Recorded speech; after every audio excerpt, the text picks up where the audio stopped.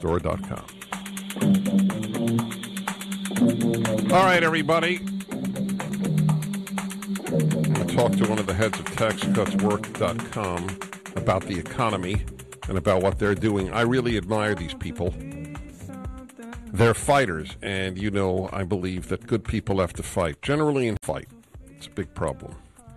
Elaine Parker, welcome back, or to the Dennis Prager Show.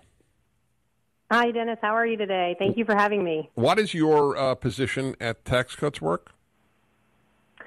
I am the president of the Job Creators Network Foundation and the head of communications for all of Job Creators Network. Wow. That's intimidating. Don't be intimidated.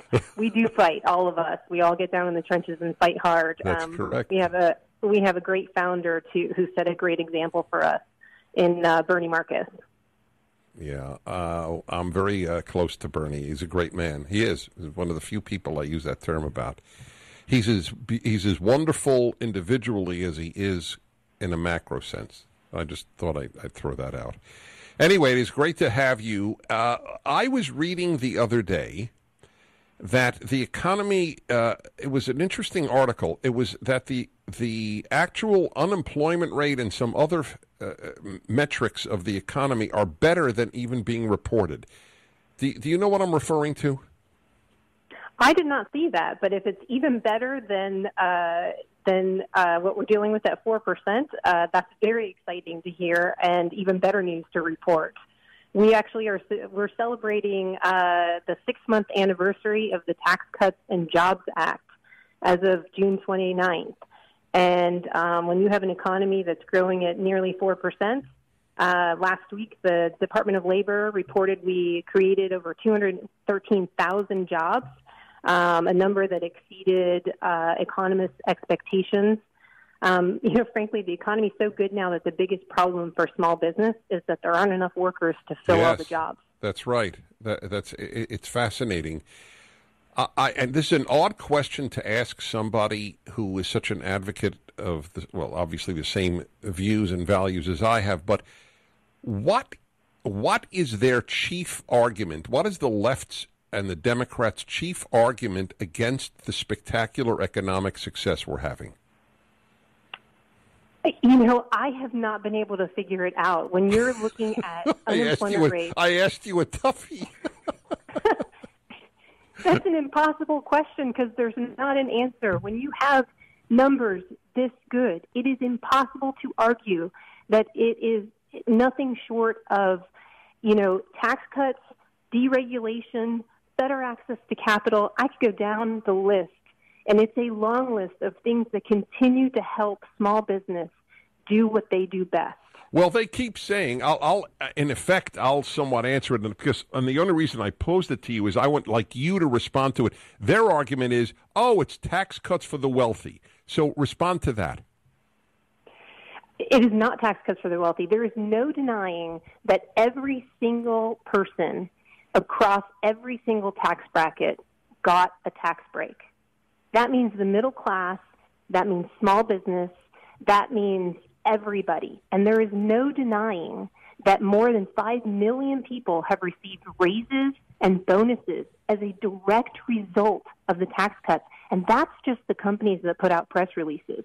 There's a lot more out there because we have small Main Street business owners who don't put out press releases every time they do something great for their employees. But they're telling us that's exactly what they're doing. Whenever I hear the argument, it's tax cuts for the wealthy, I have my favorite two-word answer. I learned this my first years, now broadcasting 34 years. These are two of the most powerful words. I use them often with my kids when they would make an argument that didn't resonate with logic. I would ask, so what? Let us say it was tax cuts for the wealthy. Isn't the only question what benefits the average American? Let us say tax cuts for the wealthy is good for the average person. Why would that be problematic? I don't think it's problematic. But it's not correct either because the middle class, they're all getting tax cuts too. Every single person, the withholdings table changed effective February 1st. So everyone is getting more money back in their check. And everyone is doing something with it. They're saving it. They're spending it on their kids. They're putting away for college savings. They're going on vacations. We are seeing all of that through this incredibly hot economy. And that is what is causing so much optimism for people. All right. I tell everybody once a day, and I believe in it, otherwise I wouldn't do it, to go to taxcutswork.com. What is the point of their going there?